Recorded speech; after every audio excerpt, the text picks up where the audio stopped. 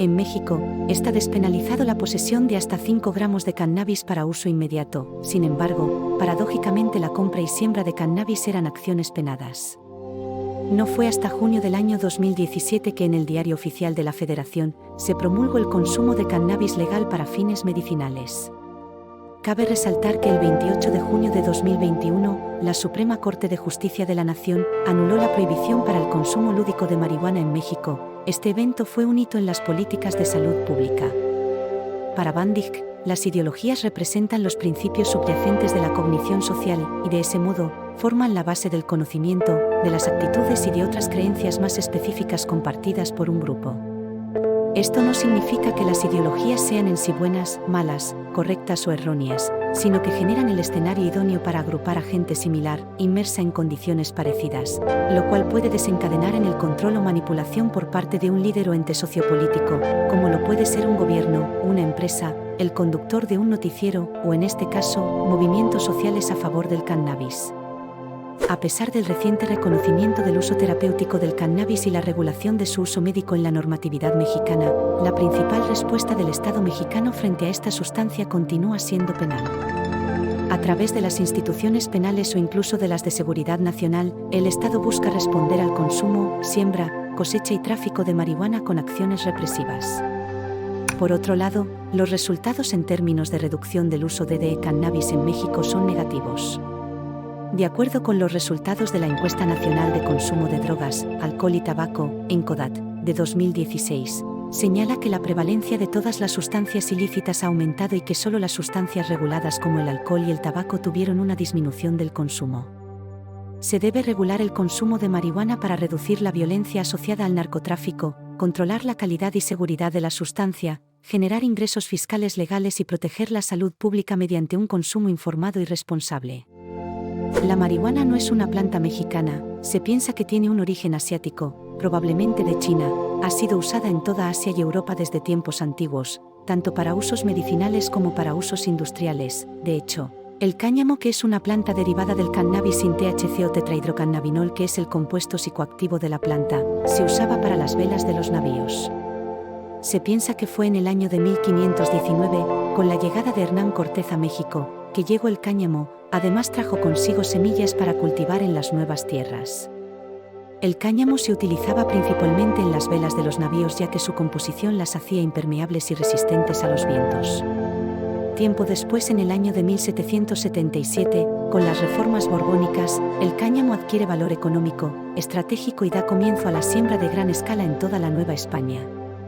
En el año de 1920, un decreto del presidente Álvaro Obregón marcaría la prohibición tajante de la marihuana en México. Esto fue 17 años antes de la famosa Marijuana Tax Act de Estados Unidos, la cual fue la ley que exigía prohibir el cultivo y comercio del cannabis en los Estados Unidos. Desde entonces no se tocó el tema del cannabis en México, y fue hasta la primera década de los años 2000 que se abrió el debate, aunque la lucha en México ha existido desde siempre, porque en su momento la marihuana fue legal en México. Recordemos las palabras de Paul Ricoeur: los discursos no solo se tratan de ideas al azar, sino de la esencia narrativa que se adquiere en el día a día, más allá de la historia de los países y las culturas. Aunado a lo anterior, la identidad narrativa del discurso en favor de la marihuana en México tiene un referente cultural, ya que el cannabis fue asimilado en diversos contenidos artísticos como el Teporocho de Armando Ramírez. Ella decidió ser hippie a los 50 de Angélica Sánchez o Camada Maldita de Alejandro Ariceaga, esto por mencionar algunos autores. También fue inspiración en la pintura de Diego Rivera y en la escritura de Octavio Paz, y además en el cine con Tintán, quien era consumidor de cannabis. Contexto actual. En México la marihuana es la tercera sustancia más consumida, después del alcohol y el tabaco, y la principal droga ilegal utilizada en el país. Entre 2 y 6% de la población la ha usado alguna vez en su vida. Los hombres la consumen en mayor medida, 10% en comparación con el 2% de mujeres. Actualmente, la política de drogas se enfoca principalmente en una respuesta punitiva, haciendo uso del derecho penal para perseguir, procesar y sancionar cultivadores, vendedores y especialmente a usuarios de marihuana. Desde los policías que realizan detenciones arbitrarias hasta las sentencias a los delitos de posesión, estas sanciones representan casi el 50% de los delitos de drogas sancionados en la Ciudad de México. En la actualidad el consumo de cannabis es más común que antes y mucho tiene que ver que en el mundo se esté presentando una tolerancia específica a esta sustancia. Esto último hace referencia a Theon Van Dijk, impulsor del análisis crítico del discurso, ACD. Su propuesta teórica vincula los discursos sociales y políticos en auge con los mecanismos ideológicos presentes, es decir, asegura que ningún discurso público es ingenuo o casual, sino que persiste un objetivo que en ocasiones puede permear a sociedades enteras, incluso llevando a la manipulación de los ciudadanos. En el caso del cannabis en México, el discurso que prevalece está encaminado en el sistema penal, ya que los datos apuntan a un sistema centrado en perseguir delitos de posesión simple, sin fines de comercio. Dada la definición del delito de posesión simple y las características de las instituciones del sistema penal mexicano, es posible que estos casos se traten en realidad de consumidores y no de menuditas o traficantes.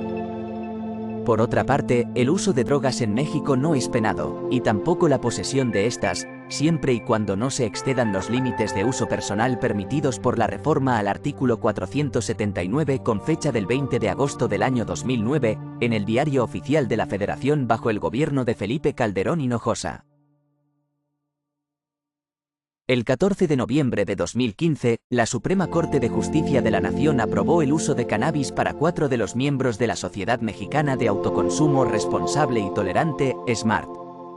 Los beneficiarios directos presentaron un amparo basado en el libre desarrollo de la personalidad, la autodeterminación individual, dignidad humana y otros derechos más, consiguiendo un fallo a su favor. Este evento fue clave para que la Suprema Corte de Justicia de la Nación anulara la prohibición para el consumo lúdico de marihuana en México. Sigue siendo ilegal el comprar, pero ahora es posible sembrar hasta 5 plantas para uso personal ante la COFEPIRS, Comisión Federal para la Protección contra Riesgos Sanitarios.